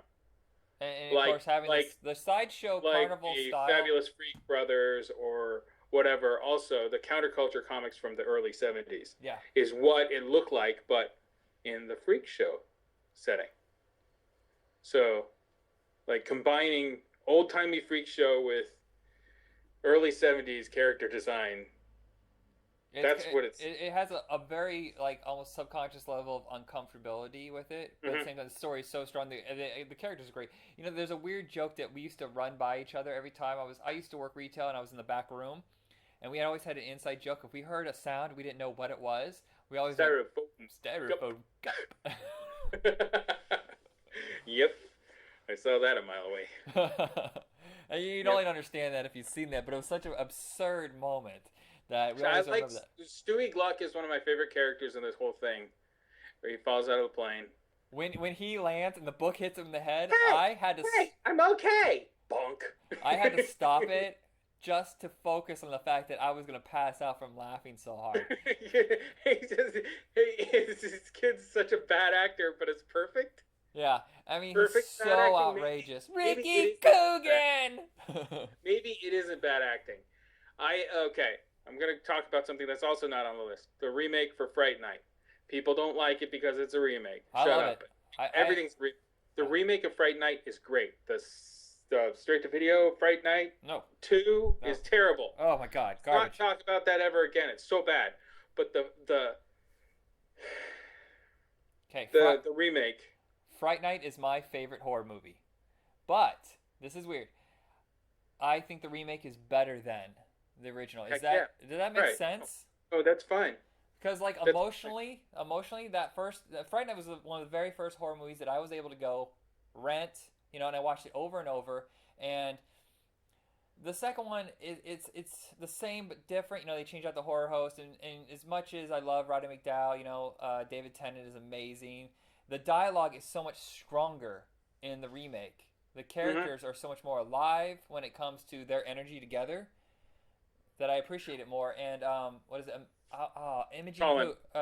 Imogen. Yeah, Poots? okay. Poots. She's better as his girlfriend. I think she's a stronger character. Oh, of course. Also better, like you believe them. You believe everybody. But I will take Chris Sarandon over. Oh, no. I won't. No? Colin Farrell is amazing. Colin Farrell is so good in this. He's so good. This is the reason why I was talking about it. From Stewie Gluck, is he really a bad actor, or is he a great actor acting bad? Because when Colin Farrell goes to the door and he's just doing his act, that's the scene. It's so bad. It's so bad. You're like looking at it and you're going, "You're a crap act." Wait, you're a great actor putting on as the character would put on. So you're a great actor portraying this character who can't really act very well. So, yeah, the second time I watched it, I started thinking about it. He's like a shark. He cannot control his urges. No matter, he's trying to act normal, but he cannot block out his beast-like... So he's trying to act, but he can't. He's a bad actor. It's like Joe off the street. Hey, I'm going to put you in this movie, say these lines, and he doesn't do it right. But then you have somebody who's trained. You have Benedict Cumberbatch say those lines, and he does it perfect.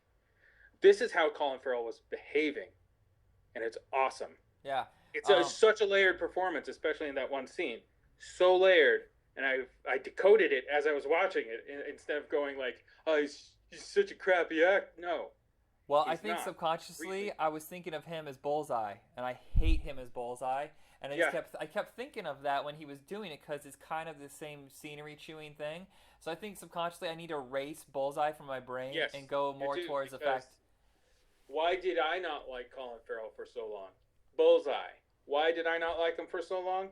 Bullseye. Why didn't I like him for so long? Bullseye. I'm going to say it forever. But in Minority Report, I found that he was miscast only because he was kind of acting like Brad Pitt would act. Yeah, But that is actually Spielberg's fault for saying act like that. yeah. I mean, he proved he could act in Tigerland, which is his breakout role. And Sure. for some reason, I think a lot of people were just confused on what to do with him for In years. phone booth, he was not a likable character, so I also didn't. I equated that with the actor because I'm an idiot. SWAT, So, SWAT, you he's play a bland. not likable character. What? SWAT, he's just bland. He's just the Okay. white guy put as a lead, and that was it. Yeah, but then in Bruges comes along. Yeah.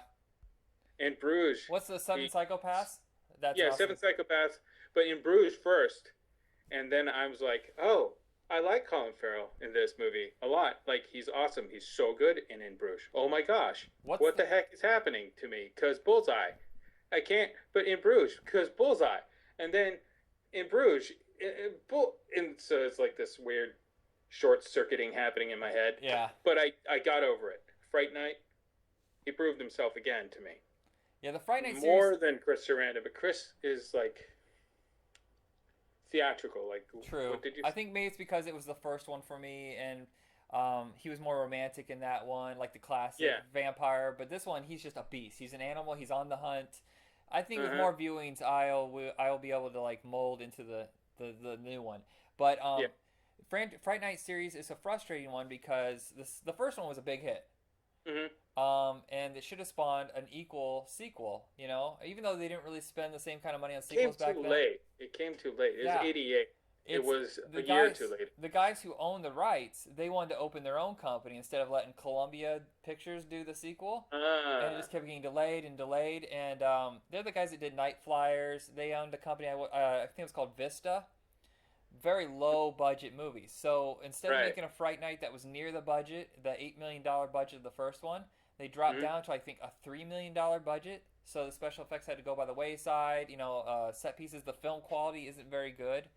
It has that kind of like British shadowy effect, which I've never cared for. It's like the lower grade film. I don't understand exactly film that well. Yeah. But you know the story's still fine. Tommy Lee Wallace handles it well, so I think it's still a fine sequel. But they had no Yeah. money to release it. They released it on 350 screens. How is it a movie that made like 25 million, which is a lot back then, get Yeah, dumped by a because tiny that's company on no screens whatsoever? And I think they kind of destroyed the franchise because that could have gone on for 3 or 4. I wanted to see Like, Evil why Ed. did they ruin the sequel to this newer one? That What is the heck garbage. is that? Why did they even go that way? Is it really even That- Fright Night 2? Isn't it Fright Night again? Isn't it part 1 again? It's basically the same thing as the first one, but set in Romania or something. Yeah. It doesn't. It's terrible. Like, why did they sign off on that premise? I have no You idea. have to go into the studio and you have to pitch them. This concept will work. Yeah, They just remade it. it's not Well, even. we'll never. We only signed them off for one movie, and they'll never regroup for another movie. Yeah, that and it's from a totally different company. So I think they just bought the rights for cheap and then realized maybe they only had the rights to remake the first one again instead of making That's their own. it's just stupid, and like the girl's name is the guy's name, and it's just changed around, and it just doesn't work. Not because she's a girl, everybody. No, it's because the actors It doesn't work suck. because the writing is bad. The actors are terrible, except for the vampire in this one. Yeah. The vampire is a capable actress, but she signed off because she needed a job.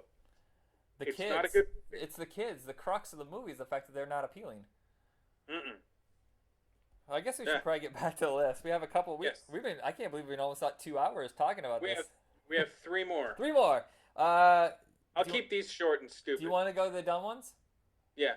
Okay, go ahead. Highway to Hell. That's Ben the one. Stiller's in it. Ben Yeah. Stiller's got a few cameo appearances in it. And Gilbert Gottfried is Hitler. I remember at the time when I saw it on the shelves, I thought it was going to be awesome, like Army of Darkness, because it kind of had that same feel, and it was literally sitting next to Army of Darkness on the It shelf. has a good sense of humor to it.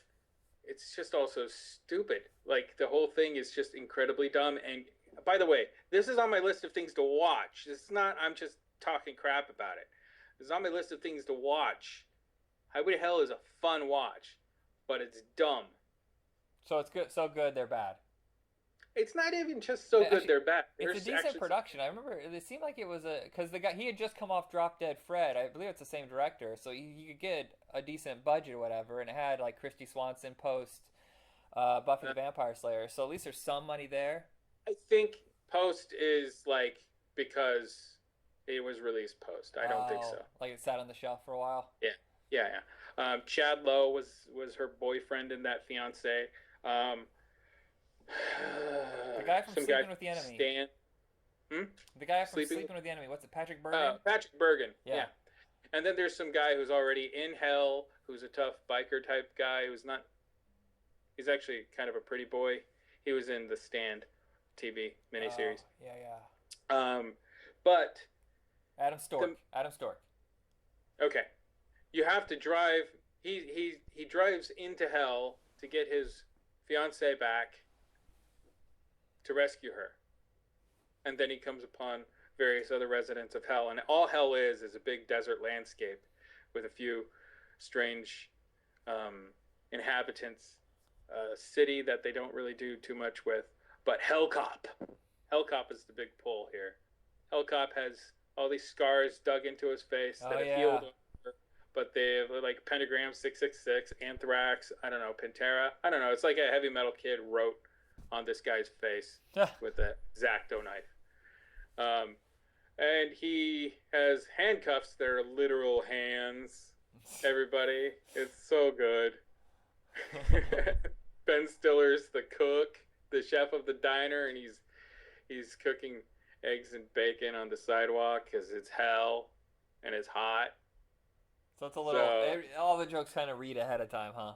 Yeah, it's just dumb, but it's fun.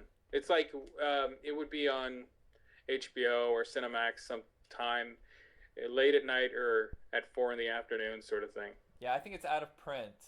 I don't think it's ever been put on DVD, but you can find it usually on YouTube. People love to save those cult horrors. No, it's not on YouTube. I sought for it last night and the night before. I was looking for it, and it's not on YouTube. Just like trailers and a review by some kid who doesn't know how to give a review. Anyway, next one, Neon Maniacs. This one I've seen, and I remember the first time I caught I was like 15 minutes into it, and I kind of caught it out of the corner of my eye. And the special effects are really great for a tiny, tiny movie. The lead looks like Ben Affleck without the same features as Ben Affleck, if that makes sense. He really does kind of look like, not really, but kind of, yes, he does. All at the same time. No and yes, Ben Affleck. But this is also a late 80s movie. And it makes no sense. Under the Golden Gate Bridge, there's a deck of cards, and there's a little like a station house or something, like a maintenance house, and the deck of cards are there, and the deck of cards have these drawings of these monsters on them, and then they come to life. How? A guy picked up a deck of cards. That's how it does seem like the kind of movie where it was more special effects. Like they knew a special effects house, and like, hey, you know what? You guys do it on the cheap. We'll showcase. It's like a showcase for the effects. Maybe. The Scooby Gang that goes after them or tries to figure the thing out. There's a hacker girl they don't really do any hacking. I don't know. It's just really funny, silly, dumb junk. It's a crap movie, but it's one of those where you watch with your friends, not the MST3K treatment, because none of you can do it right. None of you, except for the guys who do it, like professionally. Yeah. So stop trying. But you get together with your friends, watch this dumb movie, enjoy each other enjoying the movie. So make quips, jokes, but don't try to be pro about it. Yeah. Just drop your jaw and go, I can't believe they just did that. What? Blah, blah, blah, blah. You know. And that actually, it's not on Netflix, it's not on Hulu. It's on a weird, It's an app. You can get it on your computer. You can also get it on your phone and What? Xbox. Popflix. What? Really? It's on? Yeah. It's on streaming somewhere? Yep. Popflix. It's kind of a lower budget Netflix. They're all commercial based. So you don't have to pay for it. So it's like Crackle. What? It's like Crackle, just not the same catalog. It's a lot of like, what the hell? A lot of movies with like Michael Dudikoff. Those kind of. Oh, that's not bad. Is it Eric Estrada all over the place? Probably. Oh no. I mean, it has a few studio titles from Lionsgate and Paramount, but for the most part. Brother? I'm sorry? Joe Sheen? Joe Estevez? Yes, a lot of that kind of stuff. So yes, Neon Maniacs, it's on terrible. Popflix. Terribly. You have one movie left? One movie. The one you really want to talk about. This is up there with Pontypool as how great it is. I made him move it down on the list here. It's called Ravenous. Big bomb. I know they expected huge things out of it, but then Fox kind of pulled out at the last minute, I think. Marketing error. More human than human. Yeah. More human than human. They made it look really aggressive, but also David Arquette's in it as a minor character. Very minor character. So minor that he's a minor character. You know what a minor character is? That's what he is. He's minor. But the commercials sold him as a star. And David Arquette. And they have the scene where he goes, whatever, yells, and he's licking me. That's the other guy. Oh. That's Faraday. Davies. Jeremy Davies, yeah. Yeah, he's licking me. You're giving things away. Sorry. But the marketing had like Robert Carlyle, Guy Pearce, David Arquette. Everybody, you liked him in Scream, didn't you? More human than human. What? No, you don't do that. Stop that marketing, dumb American marketers. Stop it. You do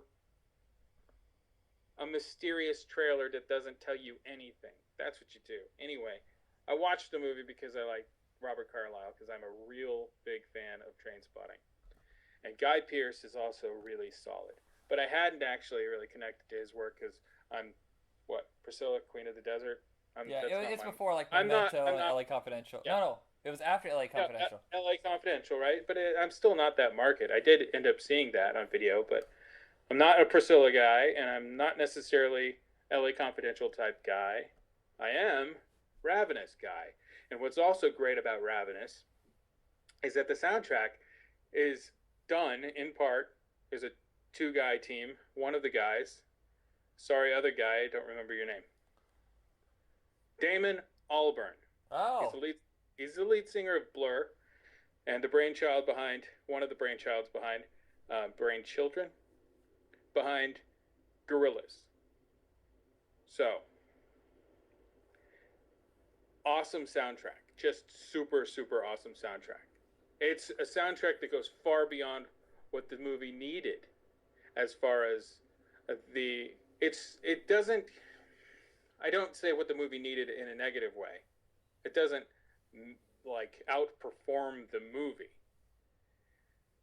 but it's that quality that is just so, it elevates the movie even more, is what I'm saying. It goes beyond expectations. Heck yes. It just gives such texture and interesting. It's just the music is a character, and it's performed by using a lot of Native American instruments and instruments of its time. Now, okay, Ravenous. It's called Ravenous. It's set after the Spanish-American War, or is it? I thought it was right after the Civil War.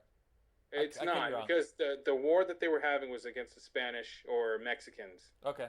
And it was like the Alamo sort of thing. So I'm not a history major, guys. But the main character is a coward, and he hides under a bunch of dead bodies of his fallen comrades. So he lays there, and he ingests some of their blood on accident because there's dead bodies all over him. And he gets up, and he takes the fort single-handedly. Why? Who knows? But then they know, everybody also knows that Boyd that's his name, is a coward. Everybody knew this. So they're like, yeah, all right, we'll give you a promotion, but we're going to send you off over here into the mountains of Northern California. Just under just under Oregon. We're going to send you over there because we don't like you and we know you're a coward. We don't know how you did this, but here's your promotion. Go there. There's only 5 people at this fort up there. Have a nice day. And once he goes there, they find this guy with the other 5 people that are at the fort. They go out and they find this guy who's a survivor of a Donner Party sort of situation. Is he a survivor though? Is he really a survivor? Yeah. Yeah. Is he a survivor? Well, you'll just have to watch the movie to find out. I love it. It's one of the few Western horror Western thrillers, because it seemed like kind of a newer concept at the time. Like there's probably a dozen horror westerns now. Okay, right. Dead Birds is one of them. Yeah. Dead Birds is totally a Western horror thing. Ravenous is probably one of the very early. I don't really remember. I know there's Into the Badlands, but I really remember like westerns and like thrillers. Grim Fairy Tales was one. Yeah, that's right. Brad Dourif and James Earl Jones sitting around telling each other scary stories. Yeah, Ravenous though is probably the pinnacle of that little mini genre. I've seen it numerous times. There are so many. Antonia Bird, she had such a good balance between like almost like satire and seriousness, and then action scenes, and then like these character pieces. When the action comes, it's really, really well done. And then when it comes to the ending, which we can't ruin at all. Right. It's just completely appropriate, 100% appropriate. Camera backs away, and everything is already said and done, and you're just like, all right, I don't feel bad about that. No. And you also, the fact that the movie did bomb is almost for the best, because if it had been a hit, they might have wanted a sequel. And yeah, why would they even do that? They just do. They always do sequels to stuff that doesn't necessarily need it, as long as it made money. It did find an audience on video. I know they put out a director's cut, which I've never actually got. I don't know if it's still available. A director's cut? Yeah, I remember a director's cut. I've never heard of it. Or they were talking about it for a while, like releasing a director's cut on Blu-ray. I don't even know what they would do. Yeah. Add more meat? Oh my gosh, teasers, everybody. Who knows? But it just got added to Netflix this month. Yeah. Oh, well, they released it. Shout Factory released it as a Blu-ray. Oh, good. So that's why it went to Netflix. And it's just so good. It's so good. The performances are great, including David Arquette. He's really good as there are times when he's subdued, like the Gray Zone. I don't know if you've ever seen that. It's about being in the war camp, or not the war camps, the Jewish camps in World War II. The concentration camps. No. He's absolutely amazing in it. He actually makes you cry. He's that good in it, and I don't understand why it is that so few directors know how to utilize him. Yeah. Right. It's one of those. I think he'll always be one of those actors that is viewed in one way and one way only, and it takes an independent-minded guy or gal like Antonia Bird to kind of rethink about his approach, like how to use him. Well, he still played a very one-dimensional character, really. We don't get to know who he is. If you pay attention, you can probably figure out the kind of guy that he would be in real life if these were real-life people. But really, everybody in the movie is great. Jeffrey Jones. Yeah. Wow. He's pretty good. I don't like that guy anymore. But no, for good reason. From a human perspective, no. From an actor perspective, yes. He's always good in whatever he's in. Neil McDonough, he's not in it very much though. Oh my God, his guy in the water just free. He's like polar bear clubbing. Yeah. Just into the freezing water because he's a soldier, and that's what you do to harden your veins. Why do you want your veins hardened? But I guess that's it for us, huh? Any last comments on that? I appreciate let me talk for 5 hours. No, it's fine. I mean, at least there was none of those awkward silences. You had everything planned out. All right, so I guess I'll wrap it up here. You're Michael, your host, signing off. Any last plugs? Or you just put it all on Facebook? Put it all on Facebook. All right, check us out. Retro Rock Entertainment on Facebook, retrorockentertainment.weebly.com, and check out every episode that we have over the last year. This is kind of a newer line, but other than that, we have Back in Tunes, Stumbling Towards Adulthood, and the interviews. That's it. Have a good night. Had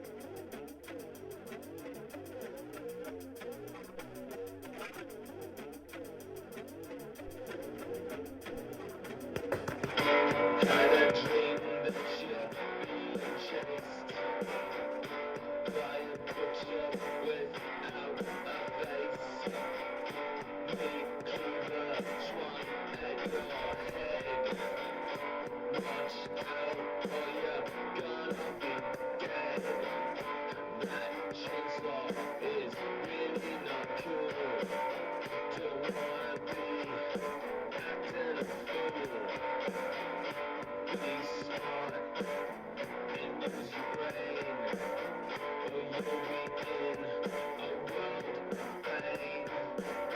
Look up behind you, it's a terrible thing. Just run away from the terrible thing. Don't look back at the terrible thing. It's gonna get you if you know what I mean. Got stuck way out of town.